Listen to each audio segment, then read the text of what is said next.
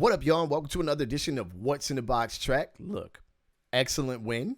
Excellent win. I think a lot of us, at least some of us, got the starting lineup that we've been looking for with D'Lo and Reeves on the floor at the same time. A young Thunder team, a very good Thunder team, no doubt, but young, and there were some young mistakes that were made in there that I think I've seen the Thunder make on other nights against other teams, but the Lakers did prevail with an excellent all-around game, so let's jump right into it. Look, the Lakers win last night, 105-112. They gave up 41% shooting on 96 attempts. That is excellent. Excellent. That is far below the league average of about 47%. And the Lakers are 13th in the league in opponents' field goal percentage at about 46.6. They stick around the average of 47%, which is crazy high. The NBA is crazy, but the reality is 41.7% or roughly 42% is excellent, excellent defense. Now, how did they do it? Well, we've had this kind of point of contention as fans for the last few games now, right? The Lakers are bottom of the league, giving up about 22 open threes. This is within 6, with a defender within 3 to 6 feet.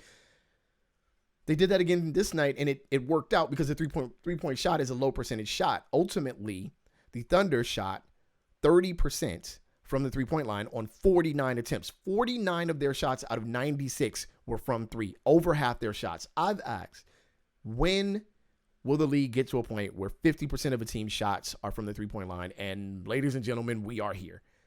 Now, it's not on average yet, but we're getting close to average, which is going to be really insane to watch in the future, just watching teams shoot 3 after 3 instead of, driving to the basket or getting good, excellent points in the paint. The Lakers, on the other hand, 52% shooting. No doubt there. They are a great field goal percentage shooting team. 84 shots, and that 84 shots came because they had 17 turnovers, and they also were out-rebounded on the offensive side by 5, 13-8. Look, they gave up 21 second-chance points, the Lakers did, and they gave up 27 points off of turnovers. Now, part of the problem here is the Lakers teams are drawing Anthony Davis out and attacking rebounds, especially long rebounds, which is a kind of a chase down issue, 50-50 balls. I don't know where I can find this stat. I'll look for it, but the Lakers 50-50 stats have to be really, really bad because these 50-50 balls are almost all going to the other teams. There were multiple situations where OKC got 3 rebounds, and on the third rebound, they of course scored 3 offensive rebounds. So the Lakers definitely have to fix that, but they played an excellent all-around game with 6 players in double figures. LeBron played, and you guys correct me on this if I'm wrong, but LeBron played within the offense, probably the best I've seen since he's been a Laker. He pretty much stuck well within the offense. He played off ball quite a bit, which I've been begging him to do with a playmaker. He, attacked when attacking was available. He moved the ball around. Other players kind of got into a lot of movement. He allowed D'Lo to run the show a little bit more than he has in the past. It looks like they're kind of getting into this weird, comfortable shape. Maybe there's been some kind of push, some talking to, some finagling to get everyone to understand the Lakers had 30 assists on 44 makes. I mean, you can't beat that, right? So the Lakers moving the ball around and getting players open shots is when they are at their best. When LeBron and AD are primaries, I don't know. I don't know if that's the best Laker team.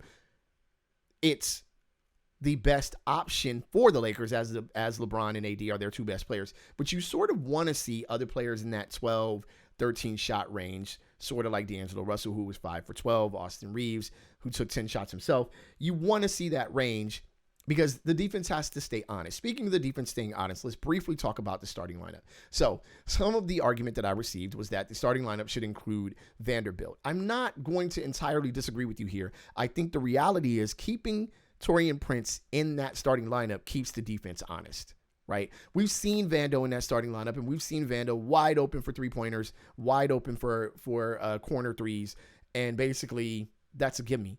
Now, Taurean did go 1 for 6. He did shoot pretty poorly. However, he keeps the defense honest. The reality is the NBA knows that this guy can shoot and Vando cannot. With the Lakers' slow starts, I would prefer to go more Prince offensive than Vando defensive to start the game. Now, the minute disparity and the minute difference might be a little greater on Vando's side, depending upon what type of team you're playing against and how the night goes. But you do have this option to go more one than the other. Taurean would be a little more balanced than Vando, let's be honest here. He can play both sides of the ball.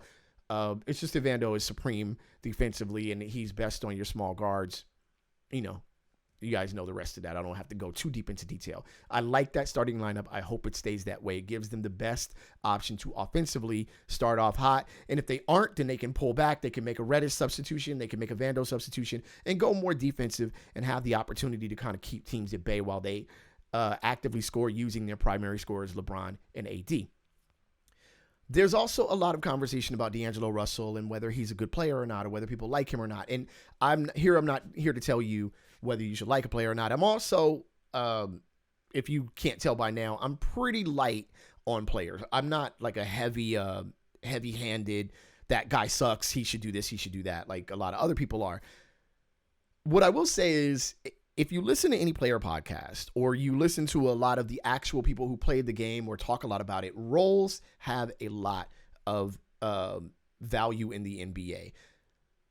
Moving a player around from role to role has them very inconsistent. Mike Malone targeted D'Angelo Russell for a reason and spoke to it, because what you want is you want a less active, less attacking D'Angelo Russell, because a more attacking D'Angelo Russell puts your defense in awkward positions he can pass so well. He had 5 turnovers last night, him and LeBron. That is awful. That is not bode well for his assist to turnover ratio that he's done pretty well throughout the season.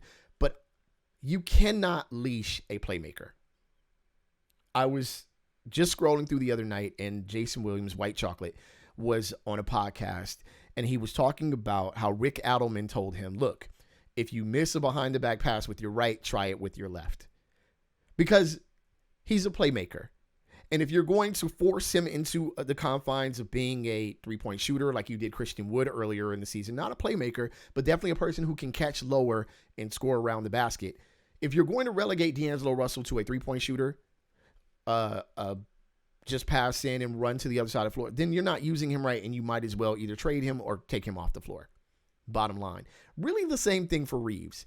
Minnesota did the right thing because Anthony Edwards became more ball dominant. The more ball dominant Anthony Edwards became, the less valuable and the more holes you can find in D'Angelo Russell's game. Mike Conley is perfect because Mike Conley doesn't require a lot of the ball. He's going to hit timely shots. He doesn't need to get in a major rhythm to score.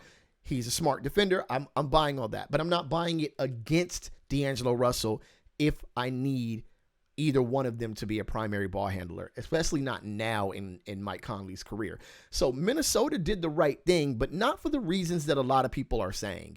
It's Anthony Edwards is more ball dominant. We need to make sure that we're not crowding him with another player. That may or may not bode well in the future, but Anthony Edwards is young. For the Lakers, a ball-dominant LeBron is a bit of a problem when you have a player like D'Lo on the floor. You might as well take him off at that point and allow LeBron to be the playmaker. However,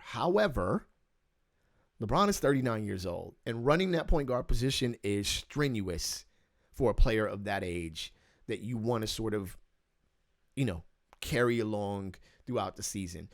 I'm not a fan of that ideology, but it is the reality that we face as Laker fans, that he is an older player, and he can't be the primary playmaker, primary ball handler for this team.